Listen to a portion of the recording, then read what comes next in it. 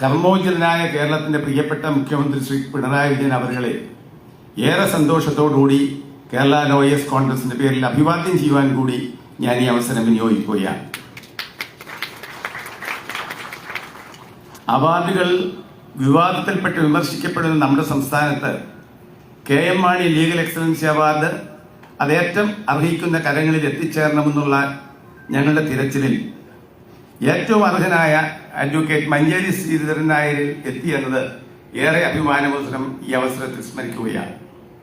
ഇക്കാര്യത്തിൽ ഞങ്ങൾക്ക് വേണ്ട പക്ഷപാതരഹിതമായ നിർദ്ദേശം നൽകിയ ബഹുമാന്യനായ ഹൈക്കോടതി retired justice Krishnan Nair sir അടക്കമുള്ളവരോടുള്ള നന്ദിയും കടപ്പാടും ഇവിടെ രേഖപ്പെടുത്തുന്നു.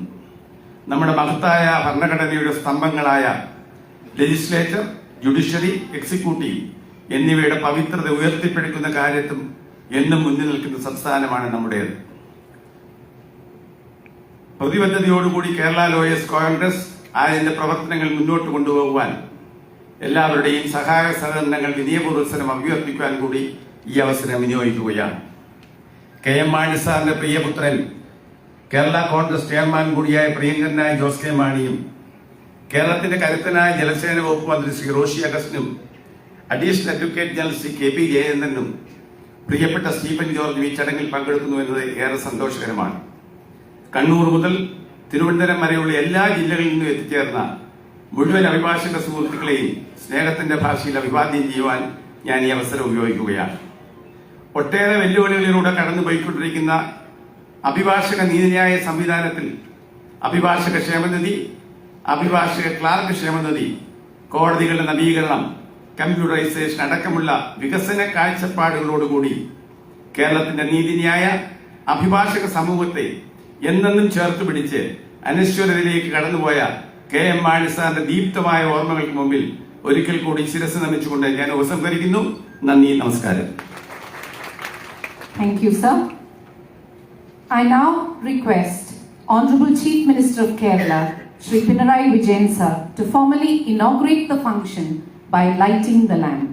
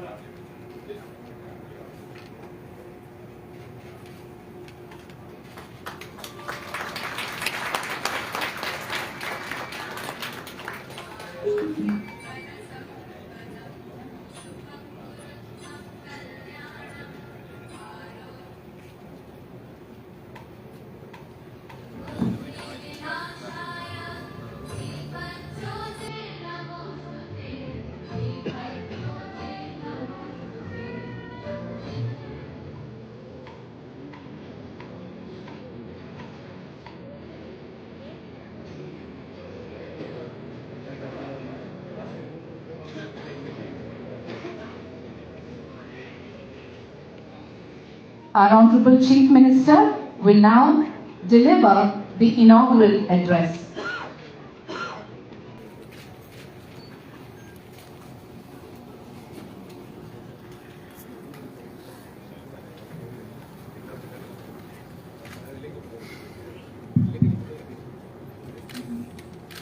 സഹോദരി സഹോദരന്മാരെ, ബഹുമാനായ KM മാണിയുടെ ഓർമ്മ നിറഞ്ഞു നിൽക്കുന്ന ഒരു സായാഹ്നമാണ്. കേരള ലോയേഴ്സ് കോൺഗ്രസിൻ്റെ KM Mani legal excellence award advocate Manjeri Sreedharan നായർക്ക് നൽകുന്ന ഈ ചടങ്ങിൽ പങ്കെടുക്കാൻ കഴിഞ്ഞതിലുള്ള സന്തോഷം ആദ്യമേ തന്നെ രേഖപ്പെടുത്തും. ഈ സന്തോഷത്തിന് പല കാരണങ്ങളുണ്ട്. ഒന്നാമത്തേത് ബഹുമാനായ KM മാണിയുടെ സ്മരണ മുൻനിർത്തിയുള്ള ചടങ്ങാണ് ഇത് എന്നത്. രണ്ടാമത്തേത് അഭിഭാഷകനും നിയമജ്ഞനും നിയമമന്ത്രിയും കൂടിയായിരുന്നിട്ടുള്ള അദ്ദേഹത്തിൻ്റെ പേരിൽ നിയമരംഗത്തെ പ്രാഗൽഭ്യം മുൻനിർത്തിയുള്ള പുരസ്കാരം തന്നെ കേരള ലോയേഴ്സ് കോൺഫറൻസ് ഏർപ്പെടുത്തിയിരിക്കുന്നു എന്നതാണ്. മൂന്നാമത്തേത്, സർവദാ യോഗ്യനായ സീനിയർ അഭിഭാഷകൻ അഡ്വക്കേറ്റ് മഞ്ചേരി ശ്രീധരൻ നായർക്ക് തന്നെ ഈ പുരസ്കാരം ലഭിക്കുന്നു എന്നതുമാണ്. ശ്രീ കെ എം മാണിയുടെ സ്ഥാനം ലോക പാർലമെന്ററി ചരിത്രത്തിൽ സ്ഥാനം നേടിയിട്ടുള്ള അപൂർവം സാമാജികരുടെ നിരയിലാണ്. അരനൂറ്റാണ്ടിലേറെ കാലം നിയമനിർമ്മാണ സഭയിൽ അംഗമായിരിക്കുക എന്നത് ചെറിയ കാര്യമല്ല. വലിയ പാർലമെന്റേറിയന്മാരായി പേരെടുത്തിട്ടുള്ള പലർക്കും കഴിയാത്ത ഒരു കാര്യമാണ്. നിയമരംഗത്തെ അറിവ് അദ്ദേഹത്തെ നല്ല നിയമകാര്യമന്ത്രിയാക്കി. അദ്ദേഹം കൈകാര്യം ചെയ്ത ഇതര വകുപ്പുകളിലെ പ്രാഗൽഭ്യം വേറെ. ഭരണഘടനാ വ്യവസ്ഥകളും നടപടിച്ചട്ടങ്ങളും നിയമവകുപ്പുകളുമെല്ലാം കൃത്യമായി മനസ്സിലാക്കാനും സംയോജിതമായി പ്രയോഗിക്കാനും അനിതരസാധാരണമായ കഴിവ് അദ്ദേഹത്തിനുണ്ടായിരുന്നു. അതിന് നിയമസഭയിൽ എത്രയോ വട്ടം സാക്ഷ്യം വഹിക്കാൻ കഴിഞ്ഞിട്ടുണ്ട് എന്നത് ഈ ഘട്ടത്തിൽ ഓർക്കുകയാണ്. ഒരർത്ഥത്തിൽ നോക്കിയാൽ അഭിഭാഷക രംഗത്ത് കെ എം മാണി തുടരാതിരുന്നത് നിയമരംഗത്തിന് വലിയ നഷ്ടമാണ്. എന്നാൽ നിയമനിർമ്മാണ സഭയ്ക്കും കേരളത്തിൻ്റെ പൊതുരാഷ്ട്രീയ രംഗത്തിനും അത് വലിയ നേട്ടമായി. ആ നേട്ടത്തെ അറിഞ്ഞ് ആദരിക്കുകയാണ് K M Mani legal excellence award ഏർപ്പെടുത്തിയതിലൂടെ കേരള ലോയേഴ്സ് കോൺഗ്രസ്.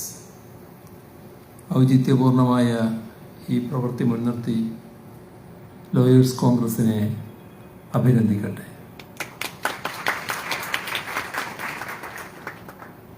നമ്മുടെ രാജ്യത്തിൻ്റെ ചരിത്രത്തിലെ ഒരു സവിശേഷ ഘട്ടത്തിലാണ് ഈ പുരസ്കാര സമർപ്പണം നടക്കുന്നത്.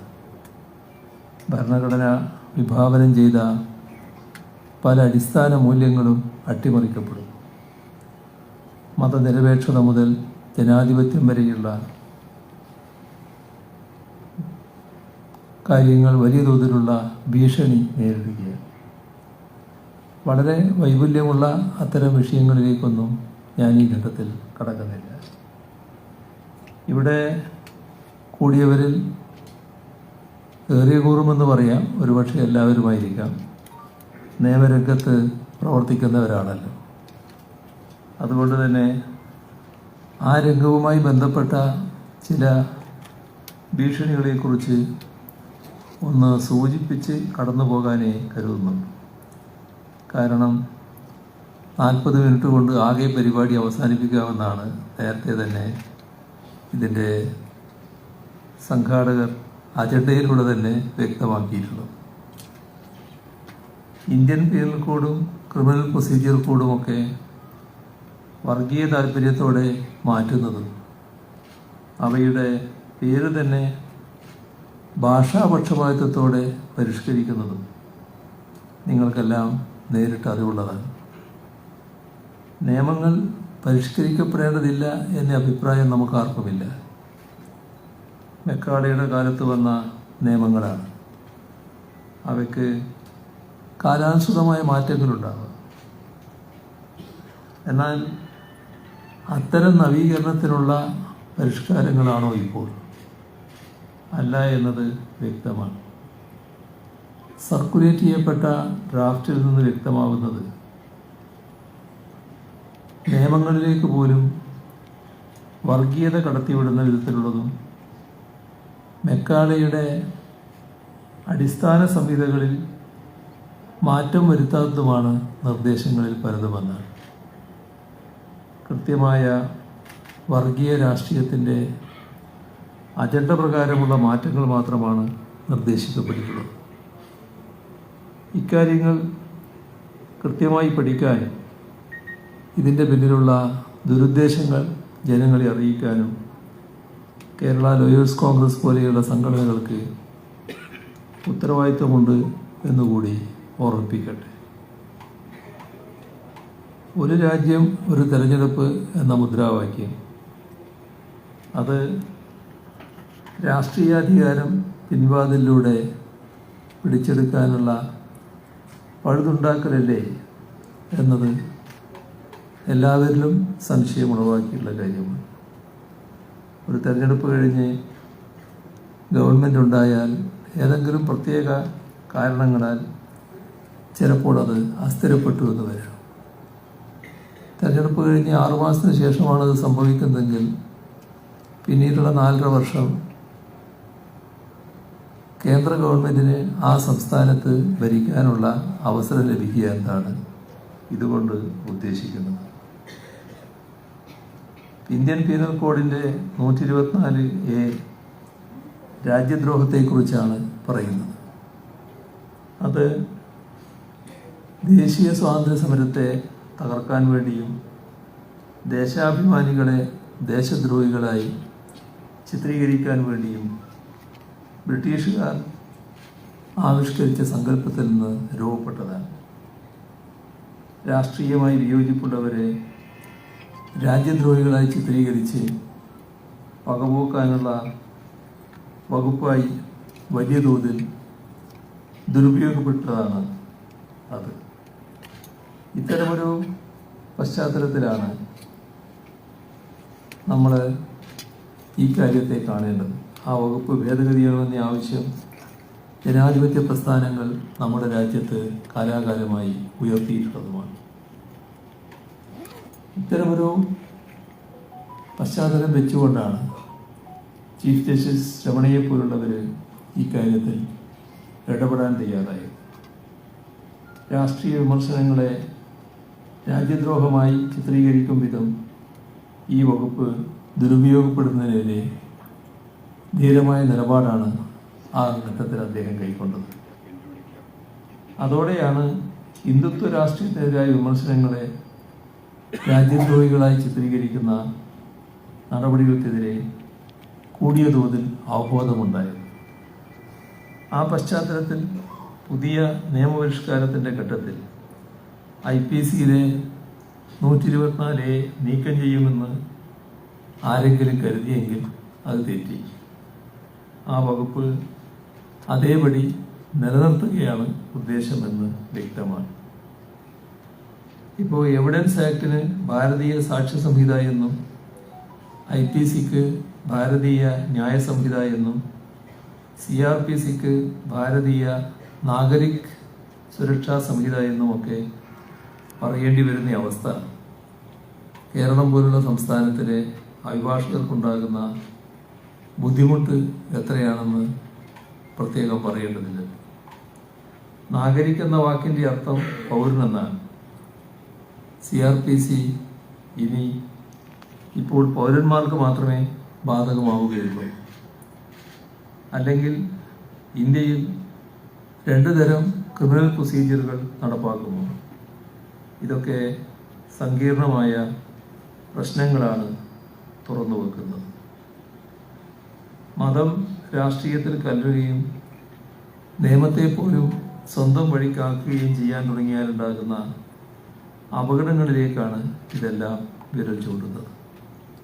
ഇത്തരം വിഷയങ്ങളിൽ കൃത്യമായ നിലപാടെടുക്കാനും മതേതരത്വത്തിൻ്റെ ജനാധിപത്യത്തിൻ്റെ താല്പര്യത്തിൽ ഇവയെക്കുറിച്ച് ജനങ്ങളെ ബോധവൽക്കരിക്കാനും കേരള ലോയേഴ്സ് കോൺഗ്രസ് ശ്രമിക്കണമെന്ന് അഭ്യർത്ഥിക്കട്ടെ. അത്തരം ശ്രമങ്ങൾ തീർച്ചയായും KM മാണിയുടെ സ്മരണക്കുള്ള ഉചിതമായ ആദരാഞ്ജലിയാവും. വളരെ അഭിമാനത്തോടെയാണ് അഡ്വക്കേറ്റ് മഞ്ചേരി ശ്രീധരൻ നായർക്ക് ഈ പുരസ്കാരം സമർപ്പിക്കാനാകുന്നത്. കഴിഞ്ഞ 5.5 പതിറ്റാണ്ടോളമായി അഭിഭാഷക രംഗത്ത്, പ്രത്യേകിച്ച് ക്രിമിനൽ കേസുകളുടെ രംഗത്ത് അതീവ ശ്രദ്ധേയമായ സാന്നിധ്യമാണ് അദ്ദേഹം. പല തലമുറകളിലായി നിരവധി അഭിഭാഷകർക്ക് അദ്ദേഹം ഗുരുനാഥനാണ്. അദ്ദേഹത്തിൻ്റെ നിയമക്കളരിയിൽ നിന്നിറങ്ങിയവർ ന്യായാധിപ വേദികളിലടക്കം തിളങ്ങി നിന്നത് നമുക്കറിയാം. ബാർ കൗൺസിലിൻ്റെ ചെയർമാൻ, ബാർ ഫെഡറേഷൻ പ്രസിഡന്റ്, ഇങ്ങനെ ശ്രദ്ധേയമായ പല സ്ഥാനങ്ങൾ അദ്ദേഹം വഹിച്ചിട്ടുണ്ട്. അഭിഭാഷക സംഘടനാ രംഗത്തും മൗലികമായ സംഭാവനകൾ നൽകിയ ആളാണ് അദ്ദേഹം. സ്വാർത്ഥതാരഹിതവും സാമൂഹ്യബോധം ഉൾച്ചേർന്നതുമായ ഒരു അഭിഭാഷക ജീവിതമാണ് അദ്ദേഹം നയിച്ചത്. പ്രൊഫഷനോടുള്ള അദ്ദേഹത്തിൻ്റെ അർപ്പണബോധം, നിയമകാര്യങ്ങളിലുള്ള അവഗാഹം, ഉന്നത ഭരണഘടനാ മൂല്യങ്ങളോടുള്ള പ്രതിബദ്ധത, കേസ് പഠിച്ച് സവിശേഷ വാദമുഖങ്ങൾ ഉയർത്തി വിജയിപ്പിക്കുന്നതിലെ അനിതര സാധാരണമായ പാഠവം, ഇതെല്ലാം പുതിയ തലമുറ മാതൃകയാക്കേണ്ടതാണ്.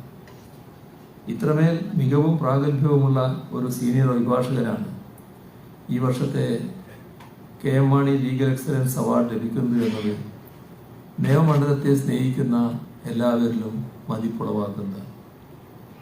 ഏത് പുരസ്കാരവും ബഹുമാന്യമാകുന്നത് അത് ആരുടെ സ്മരണ മുൻനിർത്തിയാണ്, അത് ആർക്കാണ് ലഭിക്കുന്നത് എന്നിവയുടെ കൂടി അടിസ്ഥാനത്തിലാണ്. ആ അടിസ്ഥാനത്തിൽ നോക്കിയാൽ അതീവ ബഹുമാന്യമാണ് ഈ പുരസ്കാരം. ശ്രീ KM മാണിയുടെ സ്മരണക്ക് മുന്നിൽ പ്രണമിച്ചുകൊണ്ട് പ്രഗത്ഭ അഭിഭാഷകനായ മഞ്ചേരി ശ്രീധരൻ നായർക്ക് സന്തോഷപൂർവ്വം ഈ പുരസ്കാരം സമർപ്പിച്ചതായി അറിയിച്ചുകൊണ്ട് അവസാനിപ്പിക്കുന്നു. നിങ്ങളുടെ സ്നേഹാഭിവാദം.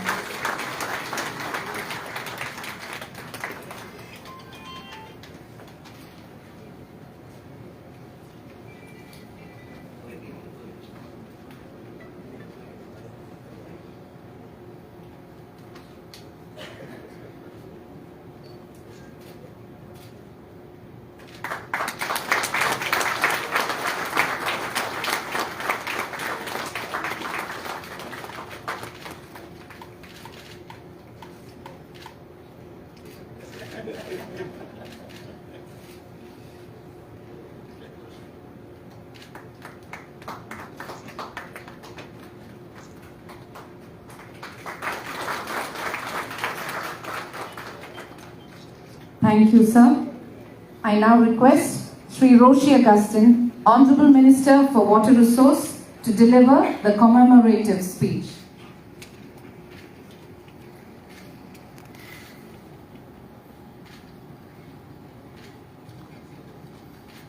ബഹുമാന്യനായ കേരളത്തിൻ്റെ മുഖ്യമന്ത്രി ശ്രീ പിണറായി വിജയൻ അവർ, ബഹുമാന്യനായ lawyers Congress president advocate Joseph John, Kerala Congress പാർട്ടിയുടെ ചെയർമാൻ ബഹുമാനായ Shri Jose K Mani MP, additional advocate general Shri KP Jayachandran, Kerala lawyers Congress secretary advocate Justin Jacob, പ്രിയപ്പെട്ട സ്റ്റീഫൻ ജോർജ്, ഏറ്റവും സ്നേഹനിധിയായ ഇവിടെ ആദരിക്കപ്പെടുന്ന അഡ്വക്കേറ്റ് മഞ്ചേരി ശ്രീധരൻ നായർ, അഡ്വക്കേറ്റ് സതീഷ്, ബഹുമാന്യരായ അഭിഭാഷക സുഹൃത്തുക്കളെ, സ്നേഹിതരെ, കേരളത്തിൽ ഏറ്റവും കൂടുതൽ ചർച്ച ചെയ്യപ്പെടുന്ന ഒരു വിഷയം KM മാണിയും അദ്ദേഹത്തിൻ്റെ നിയമസഭാ പ്രവർത്തനങ്ങൾ. അതിലേറ്റവും ശ്രദ്ധേയമാകുന്നത് നിയമസഭാ പ്രവർത്തനങ്ങളിലുള്ള നിയമനിർമ്മാണത്തിലുള്ള മാണി സാറിൻ്റെ ഇടപെടലുകളായിരുന്നു. ഒരുപക്ഷെ കേരളം ജന്മം നൽകിയ അപൂർവ രാഷ്ട്രീയ സാമ്പത്തിക പ്രതിഭാസമായി, പ്രതിഭയായി മാണി സാറിനെ കാണാൻ കഴിയും. രാഷ്ട്രീയ പ്രമുഖരെയും നേതാക്കളെയുമെല്ലാം സ്വാഭാവികമായി രണ്ട് തരത്തിൽ വേർതിരിച്ച് കാണാൻ നമ്മുടെ സമൂഹം തയ്യാറാകും. Man of thought and man of action. ഒരുപക്ഷെ അതിൽ പരിശോധിച്ചാൽ ആഴമേറിയ ചിന്തകളും ആവേശത്തോടുള്ള പ്രവർത്തനവും അത് രണ്ടും സമന്വയിപ്പിച്ചു പോരുന്ന ഒരു വലിയ നേതൃത്വം കാണാൻ കഴിഞ്ഞ വ്യക്തിത്വമായിരുന്നു മാണി സാർ. ആ നിലയിലാണ് ഒരുപക്ഷെ അദ്ദേഹത്തിൻ്റെ വ്യക്തമായ ഓർമ്മകളെ കേരളം സ്മരിക്കുന്നത്. ആഴമായ ചിന്തകളുടെ ഒരു പ്രതിഫലനമാണ് അദ്ദേഹം രൂപപ്പെടുത്തിയ അധ്വാനവർഗ സിദ്ധാന്തം അല്ലെങ്കിൽ ജനകീയ സോഷ്യലിസം. തൊഴിലാളിത്തം, മുതലാളിത്തം എന്ന വ്യവസ്ഥകൾക്ക് ഇടയിൽ മധ്യവർത്തികളും സാധാരണക്കാരും കർഷകരും എല്ലാം അടങ്ങുന്ന ഒരു വിഭാഗത്തെ കണ്ടെത്തി അധ്വാനവർഗം എന്ന സിദ്ധാന്തത്തിന് രൂപകൽപ്പന ചെയ്ത് അത് സാധാരണക്കാരായ ജനങ്ങൾക്ക് ആശ്വാസം നൽകുന്ന പദ്ധതിയായി ആവിഷ്കരിക്കുവാൻ അദ്ദേഹം നടത്തിയ ശ്രമങ്ങൾ നമുക്ക് മറന്നുകൂടാ. അതുകൊണ്ടാണ് ഒരുപക്ഷെ പാവപ്പെട്ട ജനവിഭാഗത്തിന് കടാശ്വാസവും അതോടൊപ്പം കർഷക തൊഴിലാളി പെൻഷനും കാരുണ്യ പദ്ധതി വരെയുള്ള അദ്ദേഹത്തിന്റെ പ്രവർത്തനങ്ങൾക്ക് ഇടം പകരാനായി സാധിച്ചത് എന്ന് നമുക്ക് വിശ്വസിക്കേണ്ടതായിട്ട് വരും. ഞാൻ ദീർഘമായി സംസാരിക്കുന്നില്ല. സാറിന്റെ ആ ഓർമ്മകളിൽ കൂടി സ്മരിക്കത്തക്ക വിധത്തിൽ ഏർപ്പെടുത്തിയ KM Mani legal excellence award lawyers Congress ഏർപ്പെടുത്തുമ്പോൾ അതിന് ഇരട്ടി മധുരമുണ്ട്. നിയമസഭയില് മന്ത്രിയായിരുന്ന ഘട്ടത്തിലെല്ലാം നിയമവകുപ്പിന്റെ ചുമതല വഹിച്ച മന്ത്രിയായി പ്രവർത്തിച്ചു. നിയമനിർമ്മാണ കാലയളവിൽ ഓരോ ഘട്ടത്തിലും ഓരോ ബില്ലുകൾ പൈലറ്റ് ചെയ്യുമ്പോഴും അവിടെയെല്ലാം ആശ്വാസകരമായി കർഷകർക്കും തൊഴിലാളികൾക്കും പാവപ്പെട്ടവർക്കും വേണ്ടി നിലകൊള്ളുവാൻ സാധിച്ചു എന്നുള്ളതും കാണുവാനും കേൾക്കുവാനും അതോടൊപ്പം ആയിരിക്കുവാനും അവസരം ലഭിച്ച ഒരു വ്യക്തി എന്ന നിലയിൽ എനിക്ക് വലിയ സന്തോഷവും അനുഭൂതിയുമുണ്ട്. എനിക്ക് സാറിനെ കുറിച്ച് എന്ത് പറയാനാണ്? 7 വയസ്സുള്ള സന്ദർഭം മുതൽ നേരിട്ട് കണ്ടുപഠിച്ച് അവസാന ശ്വാസം വരെ കൂടെ നിൽക്കാൻ കഴിഞ്ഞതിലുള്ള അപൂർവ സംതൃപ്തി നേടിയ ഒരു വ്യക്തിയായി സാറിന് മുമ്പിൽ ഞാൻ എൻ്റെ ശിരസ് നമിക്കുകയാണ്. ജീവിതത്തിൽ ഏറ്റവും കിട്ടിയ ഭാഗ്യമായി ഞാനിതിനെ കാണുന്നു. അപൂർവമായ അസിദ്ധിക്കൊപ്പായിരിക്കാൻ കഴിഞ്ഞതിൽ ഏറെ സന്തോഷം പ്രകടിപ്പിക്കുന്നു. ഇന്ന് ഈ അവാർഡിന്റെ അർഹതയെക്കുറിച്ച് മുഖ്യമന്ത്രിയുടെ സൂചിപ്പിച്ചു. ഏത് അവാർഡ് എന്നതിനേക്കാൾ ഉപരിയായി ആർക്ക് ലഭിക്കുന്നു എന്നതിനാണ് പ്രാധാന്യം എന്ന് മുഖ്യമന്ത്രി പറഞ്ഞ വാക്കുകൾ ഏറെ ശ്രദ്ധേയമായിരുന്നു. ബഹുമാന്യനായ മഞ്ചേരി ശ്രീധരൻ നായർ അദ്ദേഹത്തിന് അവാർഡ് ലഭിക്കുമ്പോൾ കേരളത്തിലെ അഭിഭാഷക സമൂഹം സന്തോഷിക്കുന്നുണ്ടാവും, സംശയമില്ല. അരനൂറ്റാണ്ടിലേറെയുള്ള പ്രാഗൽഭ്യം ക്രിമിനൽ വക്കീൽ എന്ന നിലയിൽ മാത്രമല്ല സംഘടനാ രംഗത്ത് അദ്ദേഹം ശോഭിച്ചു. ബാർ കൗൺസിലും ഒക്കെ അദ്ദേഹത്തിന്റെ സാന്നിധ്യം തീർച്ചയായിട്ടും ലോയേഴ്സ് കോൺഗ്രസ് ഏർപ്പെടുത്തിയ അവാർഡ് അദ്ദേഹത്തിന് ലഭിച്ചു എന്നുള്ളതിലും വലിയ സന്തോഷവും അഭിമാനവും തോന്നുകയാണ്. കേരള നിയമസഭയിൽ 13 ബഡ്ജറ്റുകൾ അവതരിപ്പിച്ച നേതാവ്, 13 തവണ കേരള നിയമസഭയിൽ മന്ത്രിയായി സത്യപ്രതിജ്ഞ ചെയ്ത നേതാവ്. ഞാനൊരു കണക്ക് പരിശോധിച്ചപ്പോൾ 13 കൊച്ചുമക്കൾ അദ്ദേഹം എപ്പോഴും എടുത്തു പറയുന്നൊരു വാക്കായിരുന്നു. 13 വിലക്ക് തോന്നുന്നവരുടെ മുമ്പിൽ 13 പ്രധാനപ്പെട്ട ഒരു നമ്പരാക്കി ഒരുപക്ഷെ സൂക്ഷിക്കാൻ കഴിയത്തക്ക വിധത്തിൽ മാറോട് ചേർത്ത് വെച്ചു അദ്ദേഹം. ഈ സമൂഹത്തോടും ഈ നാടിനോടും കേരളത്തിലെ പൊതു ജീവിതത്തിലും അദ്ദേഹത്തിന്റെ ഓർമ്മകൾ എന്നും സൂക്ഷിക്കാൻ കഴിയുന്ന പ്രോജ്വലമായ ഓർമ്മകളായി മാറട്ടെ എന്ന് ഓർമ്മപ്പെടുത്തിക്കൊണ്ട് അദ്ദേഹത്തിന്റെ ഓർമ്മകൾക്ക് മുന്നിൽ ശിരസ് നമിക്കുന്നു. നന്ദി, നമസ്കാരം. Thank you, sir. I now request Shri Jose K. Mani MP, Chairman, Kerala Congress M, to address the gathering.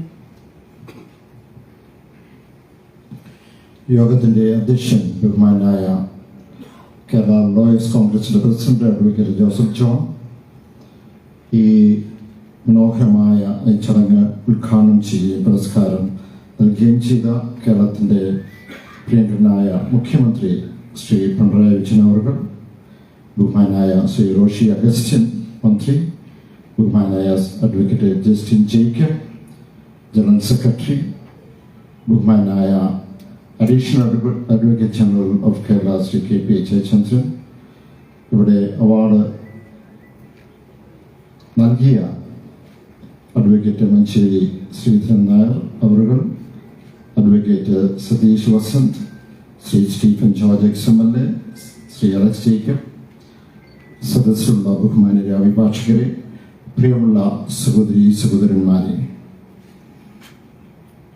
ഭരണഘടന നിർമ്മാണ നിയമസഭയിൽ 1949 നവംബർ 25 B.R. അംബേദ്കർ ഇപ്രകാരം പറഞ്ഞു: ഭരണഘടന എത്ര നന്നായിരുന്നാലും അത് നടപ്പിലാക്കാൻ തിരഞ്ഞെടുക്കപ്പെട്ടവർ നല്ലവരല്ലെങ്കിൽ ഭരണഘടന മോശമായിരിക്കും. ഭരണഘടന എത്ര മോശമായാലും അത് നടപ്പിലാക്കാൻ തിരഞ്ഞെടുക്കപ്പെട്ടവർ നല്ലവരാണെങ്കിൽ ഭരണഘടന നന്നായിരിക്കും. ഒരു ജുഡീഷ്യറി നന്നാകണമെന്നുണ്ടെങ്കിൽ അതിൽ പ്രവർത്തിക്കുന്നവർ, അതിനുള്ളിൽ ആ സംവിധാനത്തിലുള്ളവർ അവരുടെ നിലവാരം ഉയരണം.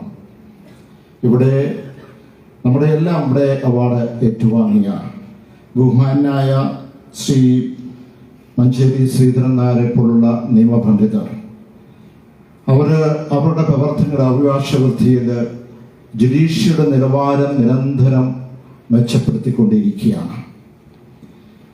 ഈ ചടങ്ങിന് ഞാനിവിടെ നിൽക്കുമ്പോൾ വളരെയധികം സന്തോഷത്തോടുകൂടിയും അഭിമാനത്തോടുകൂടിയാണ് നിൽക്കുന്നത്.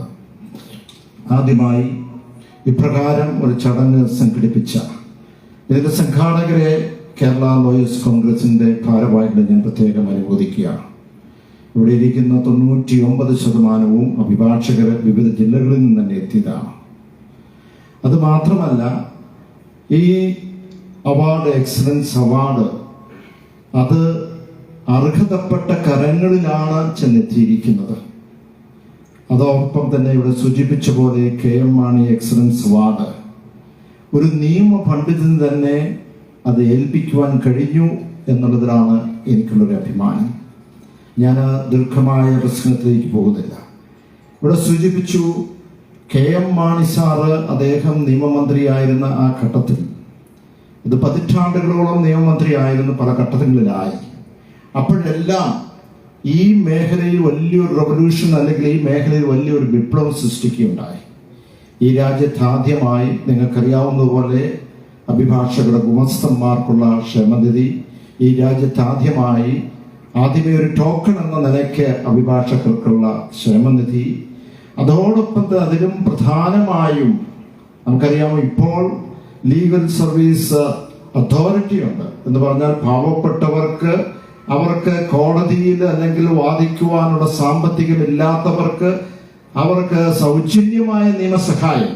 പക്ഷെ അത് ആദ്യമേ ഇന്ത്യ രാജ്യത്ത് നമുക്ക് തുടങ്ങുവാൻ കഴിഞ്ഞത് അത് കേരള സംസ്ഥാനത്താണ്. അത് legal aid board and advise ചെയ്യുവാൻ വേണ്ടിയിട്ട് ആ ബോർഡ് രൂപീകരിച്ചു. അത് ലേറ്റർ ഓൺ അത് ലീഗൽ സർവീസ് അതോറിറ്റി ആയി മാറുകയുണ്ടായി. അങ്ങനെ നിരന്തരമായ കാര്യങ്ങൾ ഈ മേഖലയിൽ നടന്നു. ഒരു അഭിഭാഷകനായിരുന്നു, ഒരു പൊതുപ്രവർത്തകനായിരുന്നു. പക്ഷെ ഞാൻ എപ്പോഴും അദ്ദേഹത്തിൽ നിന്ന് കാണുന്നത് ആ അഭിഭാഷകവൃത്തിയിൽ അദ്ദേഹത്തിന്റെ ഒരു പാഷനാണ്. അതിൽ കൂടുതൽ പഠിക്കുന്നവിടെ റോഷിയൊക്കെ സൂചിപ്പിച്ചത് നിയമസഭയിൽ ഒരു അഭിഭാഷകൻ വാദിക്കുന്നത് പോലെയാണ് വാദിക്കുന്നത്. ഇതെല്ലാം പറയുമ്പോഴും നമുക്കറിയാം നമുക്ക് ഈ മേഖലയിൽ വളരെയധികം കാര്യങ്ങൾ നേടിയെടുക്കേണ്ടതുണ്ട്. ഇവിടെ കേരള സംസ്ഥാനം മറ്റു സംസ്ഥാനങ്ങളൊക്കെ ഒരു മാതൃകയായിട്ട് നിൽക്കുക. വിദ്യാഭ്യാസ രംഗത്ത്, ആരോഗ്യ രംഗത്ത്, പല മേഖലയിൽ ഒരു ഇൻഡെക്സ് എന്ന് പറയുമ്പോൾ കേരളത്തിലെയാണ് മാതൃകയായി മാറുന്നത്. അപ്പോൾ അങ്ങനെ വരുന്ന ഒരു സാക്ഷരത, സമ്പൂർണ്ണ സാക്ഷരതയുള്ള ഈ കേരള സംസ്ഥാനം സമ്പൂർണ്ണ സാക്ഷരതയുള്ള ഒരു നിയമസാക്ഷരതയുള്ള സംസ്ഥാനമാക്കി മാറ്റേണ്ടതുണ്ട്. അതിനെന്താണ്? നമുക്ക് എല്ലാവർക്കും നിയമം, കൊച്ചുകുട്ടികൾക്ക് പോലും നിയമം അറിയാമെങ്കിൽ തെറ്റുകൾ ചെയ്യുന്നത്, കുറ്റങ്ങൾ ചെയ്യുന്നത് കുറഞ്ഞു വരുമെന്ന് യാതൊരു സംശയമില്ല. ഒരുപക്ഷെ ഒരു ചെറിയ ഭാഗം ഈ പഠനത്തിന്റെ കരിക്കുലത്തിന്റെ ഭാഗമായ നിയമം പഠിക്കുന്നത് ആക്കി മാറ്റിയാൽ തന്നെ വലിയൊരു മാറ്റം ഉണ്ടാകും. അതും മാത്രമല്ല, നമുക്ക് അറിയാവുന്നതുപോലെ പ്രധാനമായും ഇന്ന് ഏറ്റവും വലിയ ബുദ്ധിമുട്ടുകൾ ഒരു കേസിലേക്ക് പോയാൽ സമയബന്ധിതമായ കേസ് പൂർത്തിയാക്കാൻ കഴിയുന്നില്ല. ഒരുപക്ഷെ അടുത്ത ജനറേഷൻ ആയിരിക്കാം ആ കേസിന്റെ വിധി കേൾക്കുന്നത് ചിലപ്പോൾ അനുഭവിക്കുന്നത് വരുന്നതും. അപ്പോൾ ഇപ്പോൾ കാണുന്ന നമ്മളൊരു കേസ് ഫയൽ ചെയ്തു, എവിഡൻസ് ആയി, അല്ലെങ്കിൽ അതിനുശേഷം നമ്മൾ അതിനകത്ത് ആരെങ്കിലും ഇംപ്ലീഡ് ചെയ്തു, പിന്നെ നോട്ടീസ് പോയി. ഇപ്പോൾ പുതിയ സംവിധാനങ്ങൾ, പ്രത്യേകിച്ച് സോഷ്യൽ മീഡിയ വന്നിരിക്കുന്നു. ഇന്ന് നമുക്ക് അത് കൂടാതെ തന്നെ ഇൻഫർമേഷൻ ടെക്നോളജിയുടെ ആ വിവരസാങ്കേതിക ഉപയോഗിച്ചുകൊണ്ട് ഇങ്ങനെയുള്ള നോട്ടീസുകൾ അയക്കുന്നതൊക്കെ അത് ഷോർട്ടൻ ചെയ്ത് വളരെ പെട്ടെന്ന് ഇതിനുള്ള തീരുമാനങ്ങൾ കൊണ്ടെത്തിക്കാൻ കഴിയും. ഇന്ത്യ രാജ്യത്തിലേക്ക് ആ ഘട്ടത്തിലേക്ക് ഈ നിയമ വ്യവസ്ഥയിൽ പോയിട്ടില്ല. കേരളം ഒരുപക്ഷെ ആദ്യത്തെ ഒരു സ്റ്റെപ്പായി മുന്നോട്ട് പോകാൻ കഴിയട്ടെ എന്ന് ഞാൻ ഈ സന്ദർഭത്തിൽ അഭ്യർത്ഥിക്കുകയാണ്. ഞാൻ ചുരുക്കിയാണ്, ഇവിടെ അഭിഭാഷകരിരിക്കുമ്പോൾ തീർച്ചയായും അവരുടെ മനസ്സിലേക്കൊക്കെ കടന്നു പോകുന്നത് അവരുടെ ബുദ്ധിമുട്ടുകളാണ്. ഒന്ന്, അവരുടെ ബുദ്ധിമുട്ട് എന്ന് പറയുമ്പോൾ ഇപ്പോൾ ക്ഷേമനിധി 10 ലക്ഷം ഉണ്ട്. ഇന്ന് ലോയേഴ്സ് കോൺഗ്രസിന്റെ ആഭിമുഖ്യത്തിൽ തന്നെ മാസങ്ങൾക്ക് മുമ്പ് സർക്കാരിന്റെ അത് 20 ലക്ഷം ആക്കണം എന്ന് പറയുകയുണ്ടായി. അത് മാത്രമല്ല, ഇവിടെ നോക്കുമ്പോൾ ഏറ്റവും കൂടുതൽ യുവാക്കളായിട്ടുള്ള അഭിഭാഷകർ ഇവിടെ എത്തിയിട്ടുണ്ട്. അവർ വലിയ വെല്ലുവിളിയാണ്. കാരണം 2, 3, 4, 5 വർഷം ഒന്നുമില്ലാതെ പ്രാക്ടീസ് ചെയ്ത് അവര് എസ്റ്റാബ്ലിഷ് ചെയ്ത് പോകേണ്ട ഒരു കാര്യത്തിലേക്ക് ചെന്നെത്തുകയാണ്. ആ എസ്റ്റാബ്ലിഷ് ചെയ്യുമ്പോൾ ഇപ്പോൾ ഒരു നോമിനൽ എമൗണ്ട് ആയി ചിലപ്പോൾ സ്റ്റൈഫണ്ട് കിട്ടുന്നുണ്ടാകാം. പക്ഷെ അത് പോരാ. നമുക്ക് സർക്കാരും അതുപോലെ തന്നെ ബാർ കൗൺസിലുമായി ആലോചിച്ചിട്ട് ഏത് രീതിയിൽ ഈ യുവാക്കളെ നമുക്ക് അവർക്ക് കൂടുതൽ സ്റ്റൈഫൻഡ് കൊടുത്ത് മുന്നോട്ട് പോകാൻ കഴിയും എന്നതും കൂടെ ആലോചിക്കേണ്ടതുണ്ട്. ഞാൻ ചുരുക്കുന്നു. ഒരിക്കൽ കൂടി ഇവിടെ അവാർഡ് ജേതാവായ മഞ്ചേരി ശ്രീധരൻ നായരെ ഞാൻ പ്രത്യേകം അനുമോദിച്ചുകൊണ്ട് എന്റെ വാക്കുകൾ നിർത്തുന്നു. നന്ദി, നമസ്കാരം. Thank you, sir. I now request Shri K.P. Jayachandran, Additional Advocate General of Kerala,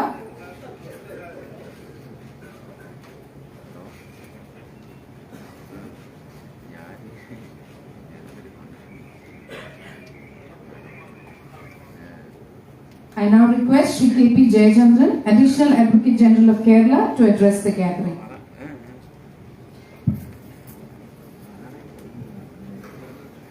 വേദിയിലും സദസ്സിലുമുള്ള ബഹുമാന്യരെ, പ്രിയപ്പെട്ട സഹോദരി സഹോദരന്മാരെ, ഗുരുജനങ്ങളെ, കേരള ലോയേഴ്സ് കോൺഗ്രസ് സംഘടിപ്പിച്ചിട്ടുള്ള ഈ പരിപാടിയിൽ പങ്കെടുക്കുന്നതിൽ വളരെയധികം സന്തോഷമുണ്ട്. ഒന്ന്, KM മാണി സാറിന്റെ പേരിലുള്ള ലീഗൽ എക്സലൻസ് അവാർഡാണ്. ഞാൻ ഓർമ്മിക്കുന്നു, കോട്ടയത്ത് മാണി സാറും എൻ്റെ അച്ഛനും തൊട്ടടുത്തടുത്ത ഓഫീസുകളിൽ അഭിഭാഷക വൃത്തി ചെയ്തവരാണ്. 1967 രണ്ടുപേരും ഒരുമിച്ച് മത്സരരംഗത്തിറങ്ങി നിയമസഭാ തെരഞ്ഞെടുപ്പിൽ. അന്ന് രണ്ടുപേരും ജയിച്ചു. അതിനുശേഷം പിന്നെ മാണി സാറിൻ്റെ ഒരു മുന്നോട്ടുള്ള പ്രയാണം അത് കേരള രാഷ്ട്രീയത്തിൽ ഒരു ഭീഷ്മാചാര്യനായി തന്നെ അദ്ദേഹം നിലകൊണ്ടു എന്നുള്ളതാണ്. കേരളത്തിലെ അഭിഭാഷക സമൂഹം എന്നും ഓർമ്മിക്കുന്ന പേരാണ് KM മാണി എന്ന പേര്. ഏതാണ്ട് 4 നൂറ്റാണ്ടിലധികം കേരളത്തിൻ്റെ നിയമമന്ത്രിയായിരുന്ന് കേരളത്തിലെ അഭിഭാഷക സമൂഹത്തിനും അഭിഭാഷക ക്ലർക്കന്മാർക്കുമൊക്കെ ക്ഷേമനിധി എന്ന പദ്ധതിക്ക് രൂപം നൽകിയത് മാണി സാറാണ്. അപ്പോൾ അദ്ദേഹത്തിൻ്റെ പേരിലുള്ള ഈ അവാർഡ് അതെനിക്ക് ഏറ്റവും പ്രിയങ്കരനായ എൻ്റെ മഞ്ചേരി ശ്രീധരൻ നായർ സാറിന് ലഭിച്ചു എന്നുള്ളത് മറ്റൊരു സന്തോഷകരമായ കാര്യം. ഞാനും സാറും ഒരുമിച്ച് ബാർ കൗൺസിൽ അംഗങ്ങളായിരുന്നു. സാറ് ബാർ കൗൺസിൽ ചെയർമാനായിരിക്കുമ്പോൾ ഇപ്പോൾ ഈ ബാർ കൗൺസിൽ എന്നൊക്കെ പറയുന്ന ഒരുപാട് കക്ഷി രാഷ്ട്രീയത്തിൻ്റെ അതിപ്രസരം കടന്നു കയറിയിരിക്കുന്ന ഒരു കാലഘട്ടമാണ്. എന്നാൽ സാറ് പ്രതിനിധാനം ചെയ്യുന്ന രാഷ്ട്രീയ പ്രസ്ഥാനവും സാറിനെ എതിർക്കുന്ന അല്ലെങ്കിൽ അന്ന് ബാർ കൗൺസിൽ ആ പ്രസ്ഥാനത്തെ എതിർക്കുന്ന ആളുകളുണ്ടെങ്കിലും അവരെയെല്ലാം കൂട്ടി യോജിപ്പിച്ചുകൊണ്ട് അഭിഭാഷക ക്ഷേമത്തിന് ആവശ്യമായ പ്രവർത്തനങ്ങൾ നൽകാൻ സാറ് ചെയർമാനായിരുന്ന കാലത്ത് ഒരുപാട് നടന്നിട്ടുണ്ട്. ഞാനിപ്പോൾ മുഖ്യമന്ത്രി ഉണ്ടായിരുന്നെങ്കിൽ അദ്ദേഹത്തിന് പോകാനുള്ള തിരക്കായിരിക്കാം, ചില കാര്യങ്ങൾ പറയണം എന്ന് വിചാരിച്ച. കാരണം ഇത് ഇരിക്കുന്നത് മുഴുവൻ അഭിഭാഷകരാണ്. മാണി സാറ് 30,000 രൂപയിൽ തുടങ്ങി 60,000-ആയി, 1 ലക്ഷമായി, 3 ലക്ഷമായി, 5 ലക്ഷമായി, 10 ലക്ഷമായി ഇപ്പോൾ നിൽക്കുകയാണ് ഈ അഭിഭാഷക ക്ഷേമനിധി.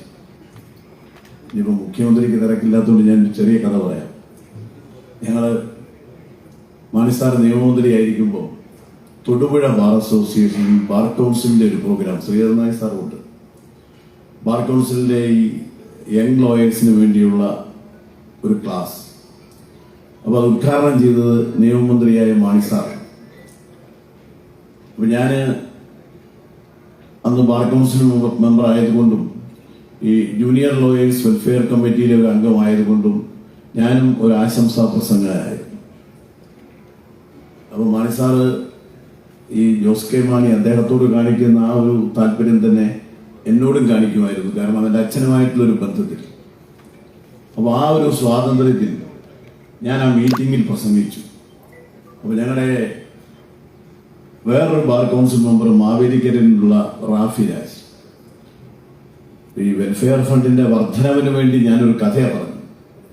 ഞാൻ പറഞ്ഞു, ഒരേ ആശുപത്രിയിൽ ഒരു അഭിഭാഷകനും ഒരു അഭിഭാഷക ക്ലർക്കും രണ്ടുപേരുടെയും ഭാര്യമാർ പ്രസവത്തിന് കിടക്കുന്നു. അഭിഭാഷക രണ്ടുപേരെയും ഒരേ ദിവസം തന്നെ ഡിസ്ചാർജ് ചെയ്തു. അപ്പൊ ഈ അഭിഭാഷകൻ ഡിസ്ചാർജ് ചെയ്തപ്പോൾ പൈസയ്ക്ക് ഓടി എവിടെയൊക്കെ പോയി കടം വാങ്ങാൻ പോയി. എന്നാൽ അഭിഭാഷക ക്ലർക്കിന് ഈ ബില്ലിൽ ഒപ്പിട്ട് കൊടുത്തപ്പം അയാളെ ഡിസ്ചാർജ് ചെയ്തു. അപ്പൊ ഈ റാഫി രാജിന്റെ ഭാര്യ പറഞ്ഞെന്നാ പറയുന്നത്, ഞാനൊരു അഭിഭാഷക ക്ലർക്കിന്റെ ഭാര്യയായാൽ മതിയായിരുന്നു, അഭിഭാഷകന്റെ ഭാര്യ. ഞാൻ ഈ കഥ പറഞ്ഞപ്പോൾ ഞാൻ ഒരിക്കലും ചിരിച്ചല്ലാതെ കണ്ടിട്ടില്ലാത്ത മാണി സാറ് വയലന്റായി. സാറ് ചാടിയതിന് നിർത്താൻ പറഞ്ഞു. അത് സാറങ്ങനെ പറയാനുള്ള കാരണം ഞാൻ പറഞ്ഞല്ലോ, എനിക്ക് അദ്ദേഹത്തോടുള്ളൊരു സ്വാതന്ത്ര്യവും എന്തും പറയാം എന്നുള്ള ഒരു മനസ്സിന്റെ എൻ്റെ ഒരു മനസ്സിന്റെ ആ ഒരു ധാരണയാണ്. അപ്പൊ സാറ് പറഞ്ഞത് അങ്ങനെ പറയരുത്, ഈ അഭിഭാഷക ക്ലർക്കന്മാർക്ക് കൊടുക്കുന്നത് പോലെ തന്നെ അഭിഭാഷകർക്കും ഞാൻ സഹായം ചെയ്യുന്നുണ്ട്, അഭിഭാഷകർക്ക് കൊടുക്കുന്ന പോലെ തന്നെ അഭിഭാഷക ക്ലർക്കന്മാർക്കും സഹായം ചെയ്യുന്നുണ്ട്. അതുകൊണ്ട് അങ്ങനെയൊന്നും വർത്തമാനം പറയാതെ ഇതൊക്കെ ചെയ്യാൻ എന്ന് പറഞ്ഞ് ഞാൻ പറഞ്ഞത് മറ്റൊന്നുമല്ല, അഭിഭാഷകർക്ക് കൂടി മെഡിക്കൽ അസിസ്റ്റൻസ് എന്ന സംവിധാനം ഉണ്ടാകണം എന്ന് പറഞ്ഞതാണ്. ഞാൻ ആ ഒരു ചെറിയ കഥ ഓർമ്മിച്ചതേ ഉള്ളൂ, മുഖ്യമന്ത്രി പോയതുകൊണ്ട് പറഞ്ഞതേ ഉള്ളൂ. പക്ഷെ മുഖ്യമന്ത്രി ഉണ്ടെങ്കിൽ ഈ അഭിഭാഷക ക്ഷേമനിധിയുടെ വർധനവിന്റെ കാര്യം പറയണം. ഇപ്പൊ ഞാൻ ബാർ കൗൺസിൽ മെമ്പറാണ്. നമ്മളൊരു പ്രോജക്ട് റിപ്പോർട്ട് തയ്യാറാക്കി കൊടുത്തിട്ടുണ്ട്. 10 ലക്ഷം രൂപ എന്നുള്ളത് 20 ലക്ഷം രൂപയാക്കി വർദ്ധിപ്പിക്കണം എന്നുള്ളത്. അത് തത്വത്തിൽ സംസ്ഥാന ഗവൺമെന്റ് ശ്രീ മന്ത്രി റോഷി അദ്ദേഹമുണ്ട്, അവർ തത്വത്തിൽ അംഗീകരിച്ചൊരു കാര്യമാണ്. ഞങ്ങളോട് നിയമമന്ത്രി ബാർ കൗൺസിലിന്റെ പ്രതിനിധികളോട് അടുത്ത നിയമസഭാ സമ്മേളനത്തിൽ ഉണ്ടാകും എന്ന് 2 നിയമസഭാ സമ്മേളനങ്ങൾക്ക് മുൻപ് പറഞ്ഞതാണ്. അപ്പൊ എല്ലാ നിയമസഭാ സമ്മേളനങ്ങളിലും നമ്മളിങ്ങനെ ഓരോ ബില്ല് വരുമ്പോൾ ഇത് അഭിഭാഷക ക്ഷേമനിധി വർദ്ധിപ്പിക്കുന്ന ബില്ലാണ് എന്നുള്ള ധാരണയിൽ നമ്മളിങ്ങനെ കാത്തിരിക്കും. പക്ഷെ അതിന് 2 കാരണങ്ങളുണ്ട്. ഈ 2 സമ്മേളനങ്ങളും നടത്താൻ പ്രതിപക്ഷം സമ്മതിക്കാത്തതിന്റെ ഒരു സാഹചര്യത്തിൽ സമ്മേളനങ്ങൾ നേരത്തെ നിർത്തേണ്ടി വന്നതുകൊണ്ട് ബില്ല് അവതരിപ്പിക്കാൻ കഴിഞ്ഞില്ല എന്നാണ് നമുക്ക് കിട്ടിയ മറുപടി. ഇനിയിപ്പം വിവിധ അഭിഭാഷക സംഘടനകൾ, ഞാൻ പ്രസിഡന്റായിട്ടുള്ള Indian association of lawyers November മാസം 10-ാം തീയതി അഭിഭാഷക ക്ഷേമനിധി 20 ലക്ഷം രൂപയാക്കി വർദ്ധിപ്പിക്കണമെന്ന് ആവശ്യപ്പെട്ടുകൊണ്ട് സെക്രട്ടേറിയറ്റ് മാർച്ച് നടത്തുക.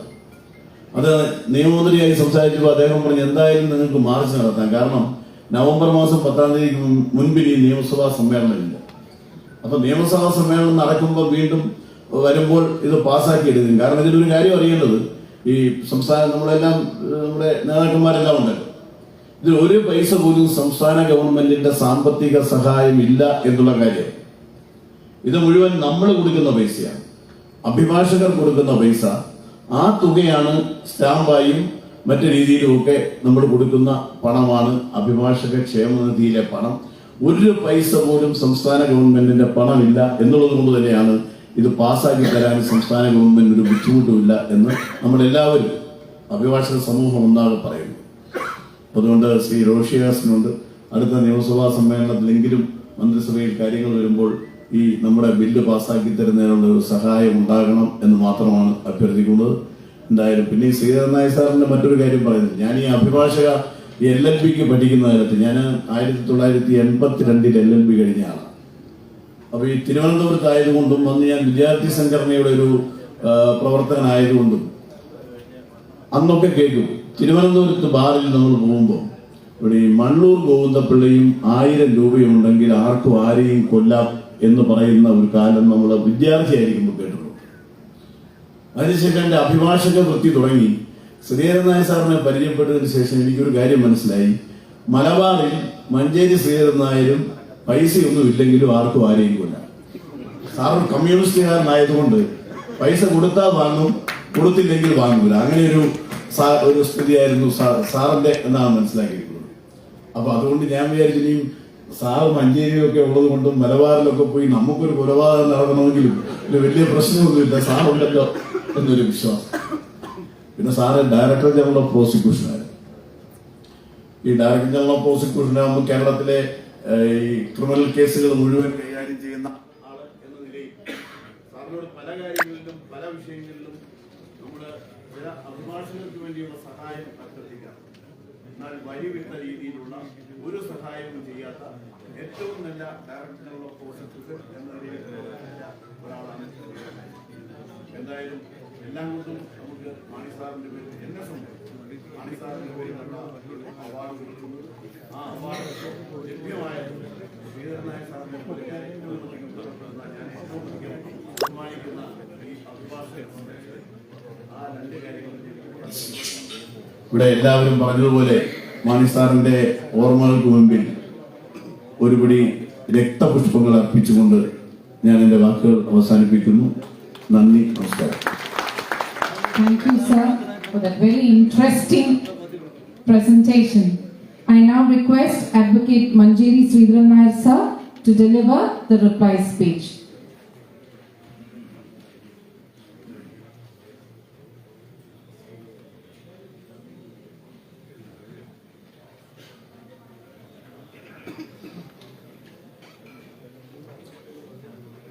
ഈ മഹത്തായ സംഗമത്തിൽ സ്വാഗതം ആശംസിച്ച അഡ്വക്കേറ്റ് ജസ്റ്റിൻ ജേക്കബ്, അധ്യക്ഷ പ്രസംഗം നടത്തിയ അഡ്വക്കേറ്റ് ജോസഫ് ജോൺ സാർ, നമ്മുടെ മുഖ്യമന്ത്രി പോയി,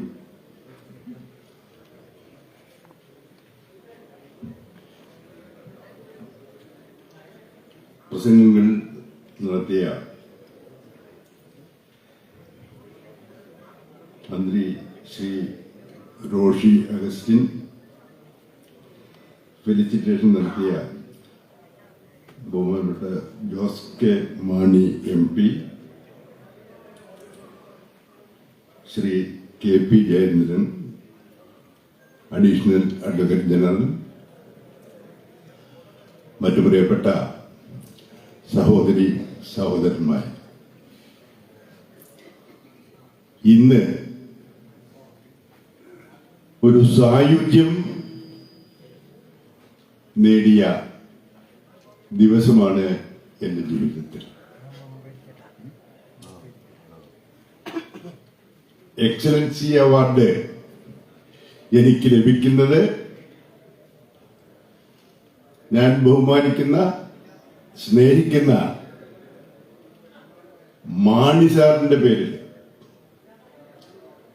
അതേപോലെ തന്നെ അതെനിക്ക് സമ്മാനിച്ചത് ഞാൻ ഏറ്റവും അധികം ബഹുമാനിക്കുന്ന നമ്മുടെ ബഹുമാനപ്പെട്ട ചീഫ് മിനിസ്റ്റർ പിണറായി വിജയൻ സഖാവ്. എന്റെ പ്രിയപ്പെട്ട കുറെ സുഹൃത്തുക്കൾ വേദിയിലുണ്ട്, സദസ്സിലുമുണ്ട്. മാണി സാറ് അധ്വാന വർഗ സിദ്ധാന്തം അവതരിപ്പിച്ചത് കർഷകരെയും കർഷക തൊഴിലാളികളെയും വ്യവസായ തൊഴിലാളികളെയും മറ്റധ്വാനിക്കുന്ന എല്ലാ വിഭാഗങ്ങളെയും കൂട്ടിച്ചേർത്തുകൊണ്ടാണ്. പ്രിയപ്പെട്ടവരെ, ഞാൻ ഈ പറഞ്ഞ വിഭാഗത്തിൽ മാത്രമല്ല അഭിഭാഷകന്മാരെ കൂടി ആ അധ്വാന വർഗത്തിൽ മാണി സാർ ചേർത്തിരുന്നു എന്നുള്ളത് കൊണ്ടാണ് 1983 ആദ്യമായി അഡ്വക്കേറ്റ്സ് വെൽഫെയർ ഫണ്ട് നിലവിൽ വന്നത്. കോട്ടും ഗൗണും കോളർ പാന്റും ധരിച്ച് പോകുന്ന എല്ലാ അഭിഭാഷകരും അതീവ സമ്പാദ്യം നടത്തുന്നവരാണ് എന്ന് ഒരു അഭിഭാഷകനും പറയില്ല, ആരും പറയില്ല. മാണി സാറിനും അത് നന്നായി അറിയായിരുന്നു.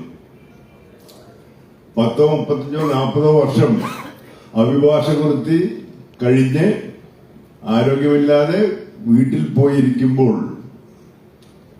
കൈയും വീശി പോകാനേ ഉള്ളൂ, പോക്കറ്റിൽ കൈയിടാനില്ല, അല്ലെങ്കിൽ ബാങ്ക് ബാലൻസ് ഇല്ലാതെയാണ് ആ അഭിഭാഷകർ പോയിരുന്നത്.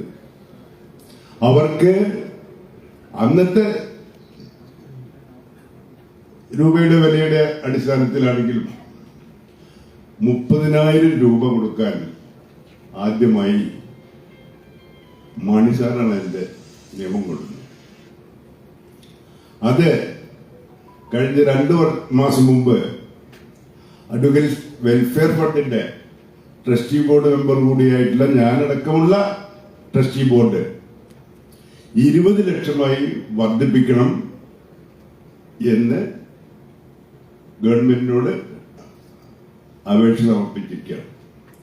അതിനകത്ത് ചർച്ച നടക്കുന്നുണ്ട്. 20 ലക്ഷം കൂടി കിട്ടുമെന്നൊരു അഭിപ്രായമില്ലെങ്കിലും കുറച്ചധികം അതിൽ പുരോഗതി ഉണ്ടാകും എന്നുള്ളത് നമുക്ക് പ്രതീക്ഷിക്കാം. കൂടുതലായി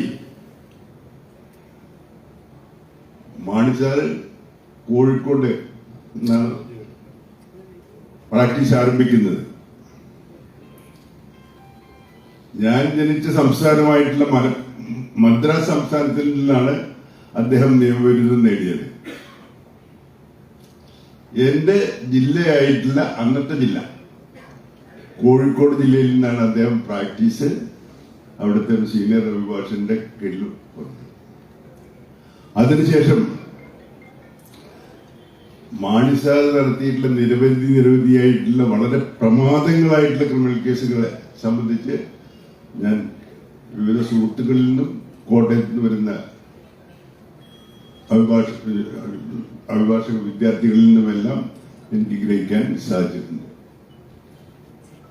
അത്തരത്തിൽ അദ്ദേഹത്തിന് കിട്ടിയിട്ടുള്ള അംഗീകാരം കൂടി എനിക്ക് എന്റെ അഭിഭാഷക വൃത്തിയില് പ്രയോഗിക്കാൻ നേടാൻ ഞാൻ ശ്രമിച്ചിട്ടുണ്ട്. അദ്ദേഹം അഭിഭാഷക വൃത്തിയിൽ തന്നെ നിലനിൽക്കുമായിരുന്നുവെങ്കിൽ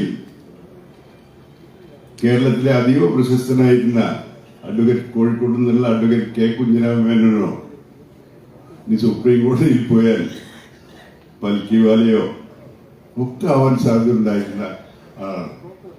അദ്ദേഹം രാഷ്ട്രീയത്തിലേക്ക് പോയതോടുകൂടി അഭിഭാഷക ലോകത്തിന് തീർത്താൽ തീരാത്ത നഷ്ടമാണ് സംഭവിച്ചത്.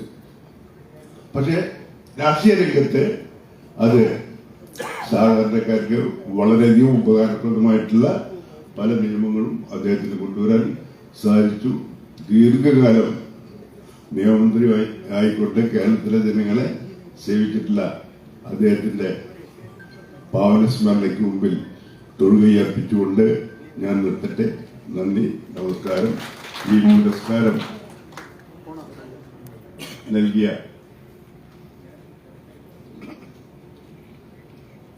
സംഘടനയ്ക്കും അത് നൽകുന്നതിന് വേണ്ടി എന്റെ പേരിൽ നിർദ്ദേശിച്ച ആ സെർച്ച് കമ്മിറ്റിക്കും എല്ലാവർക്കും ഒരിക്കൽ കൂടി നന്ദി പറഞ്ഞുകൊണ്ട് നിർത്താം.